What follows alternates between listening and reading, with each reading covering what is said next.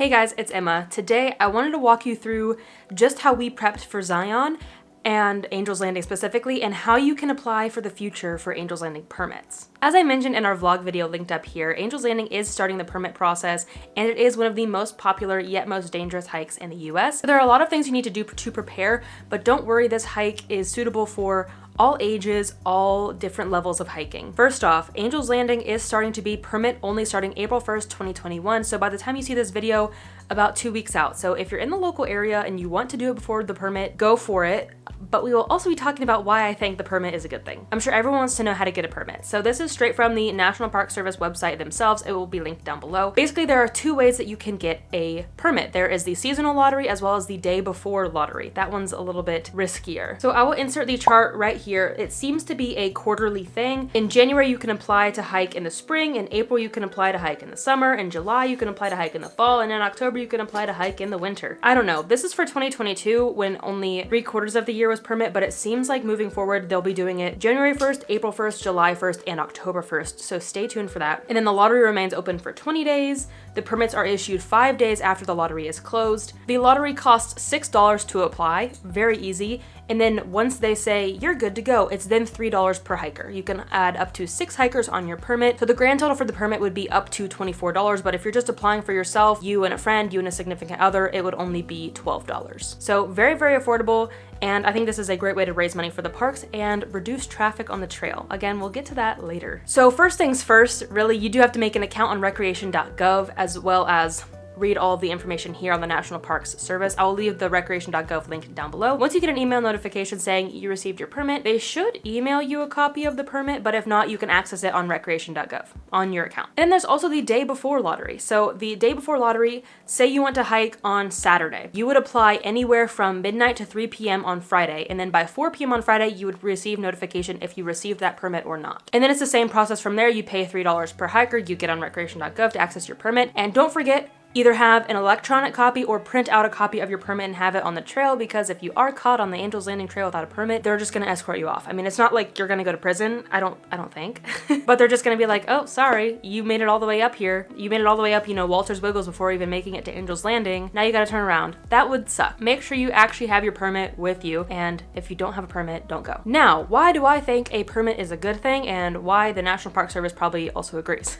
A few things. First off, there are actually 2 endangered species habitats that you walk through on your way up to Angel's Landing. I believe it was the California condor, and there's some species of owl as well. Reducing human foot traffic, reducing human impact and smells really helps the animal population as well. There's deer and other birds and stuff. That's one, though I don't think that is the main reason. I do think the number one reason is for safety. Everyone has heard now by this point that they're starting permits in April, so everyone is trying to scramble to get to Angel's Landing before the permit. It was a madhouse up there. I don't remember how long it took us. I want to say probably an hour to do Angel's Landing itself, like the fin. It's only like a 1/4 mile. But, had I been up there alone, it probably would have taken me 20-30 minutes. We spent a good 30 minutes just waiting around because it's so narrow. You have to wait for people to pass. And that in itself is also hazardous, having to pass around people on this thin ledge. I mean, it's only like this thin at some points. A lot of the times it's a pretty big area, plenty of space to pass. So it will help reduce foot traffic, which is a great idea up there. You are like 2,000 feet above the floor of Zion. It's straight cliff. There's not really any hope for you if you fall. Reducing the congestion, as well as I think having this permit will reduce the amount of inexperienced hikers and people who aren't taking it seriously. Not to say that you shouldn't do this hike if you're not experienced. I saw people of all ages and all types of terrible shoes up there, and they made it. People who are not prepared and don't take hiking seriously probably won't take the time to do the permit and spend the money and everything. So I think that will help as well, because while the foot traffic and the congestion was a big deal, that was not the scariest thing for me, nor was the ice. The scariest thing for me were people who got up there, were petrified of the heights, and then they became a hazard, and then also people acting like fools, like jumping around and not holding on and slipping on the ice. Like, they could take out other people in that. So those are my big reasons why I think they're doing a permit. Now, quickly, let's talk about what I did to prepare for Zion/Angel's Landing. First off, you need to figure out where you're gonna stay. I believe there's camping in the park. Don't quote me on that. We knew it was gonna be cold, so we went with an Airbnb. There are Airbnbs in the Zion Village, really expensive. We stayed in Orderville, and though it was an hour away, we woke up early, we spent all day in the park, and then we drove back, and it was a beautiful drive. So I would really recommend staying in Orderville It was significantly cheaper. There's not a lot to do in Orderville itself, but the cost alone is enough for me. And then of course there's also the lodge in the park. There's lodging really close to Angel's Landing. I don't even want to know how much that costs. And then there's a town right outside of like Zion Village as well that you can stay in. And I believe there's probably someone with RV hookups as well if that's something you're into. Though please note, you cannot sleep in your car in the park. All of the parking lots inside the park are not overnight friendly. Now, if you don't live in the local area, you're gonna need to fly into somewhere. I think Vegas is a great option because it's only a 3-hour drive from Vegas and it's fairly cheap to fly into Vegas. You could also fly into Flagstaff, Arizona. That's probably about 5 hours. And you can also fly into Salt Lake City, probably also 5 hours, maybe more to Salt Lake City, maybe like 7. So I think Vegas is your best bet. Now, preparing for the actual hike itself, what do you need? What do you not need? And everything in between. If you're going in the winter, spikes. Get spikes. Not necessary. We saw people up there. Well, my brother himself, he had like glacial spikes, micro spikes, people, not crampons, micro spikes. There wasn't even any fresh snow when we went, but there was a little residual ice. And the spikes really came in handy. Again, not a necessary purchase, but if you have them, bring them. If you want to be safe, bring them. Dude, I'm trying to film. But now that there's a permit system, you don't have to, a lot of people go in the winter to try to avoid the foot traffic in the summer. But now that there's the lottery, you can go pretty much any season you want. I think going in the spring or fall would be best. I'm sure it's not unbearable in the summer, but it's probably pretty hot. And then in the winter, you do have the risk of snow. Not an entire make or break. People go up there after fresh snow all the time. You just have to be extra careful. Trekking poles, do you need them? Personally, no. I thought I was going to need them because I heard many reviews about how steep it is, but it's all paved. I personally prefer trekking poles.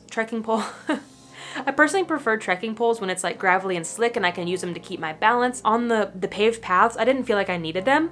If you've got like bad knees, they might help you, but personally I didn't need them. There are also toilets at the base of the hike and like once you get past Walter's Wiggles, so like here's Walter's Wiggles, here's a restroom, and then there's Angel's Landing. So you don't have to worry about bringing your own toilet supplies. Snacks are great. We didn't spend more than 4 hours up there, so you can do it between meals. You don't have to bring a meal with you if you don't want to. Of course, bring things like water, sunscreen, sun protection, especially if you're going in the summer, a hat, sunglasses. If you're planning on doing a sunset hike or a sunrise hike, don't forget your lights. I mean, this is just standard hiking stuff. I definitely overestimated the amount of water I would need. So if you're going in the winter, don't bring 3 liters of water. I carried probably way more than I needed to, which made it a little more difficult for me on the ascent. Other than that, I say, bring clothing that's appropriate to the weather. If you're up there and it's raining, get the heck off that ledge. If it looks like rain, I say push your luck. That is my unprofessional advice.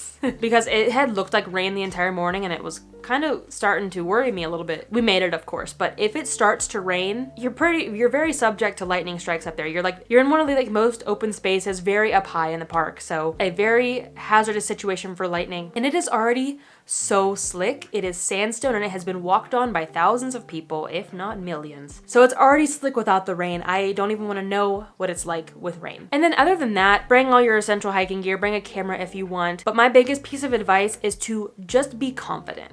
If you know you're scared of heights, like terrified of heights, don't go. Used to be afraid of heights. I didn't feel scared at all.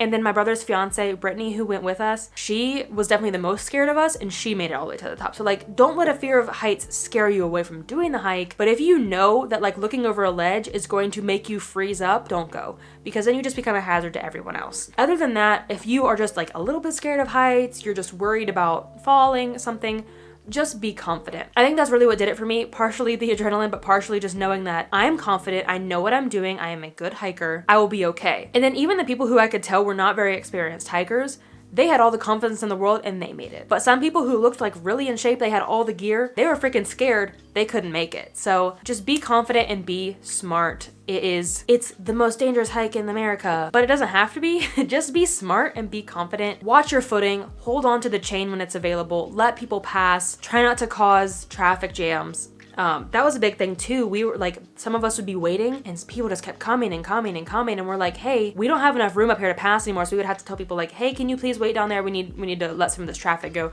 Communicate with others, be nice. Don't get mad at people for being slow or for taking up room, offer people a hand because there are some places where there's no chain. And then of course, as always, gotta throw this in, bring your trash with you. There was a disgusting amount of trash up there.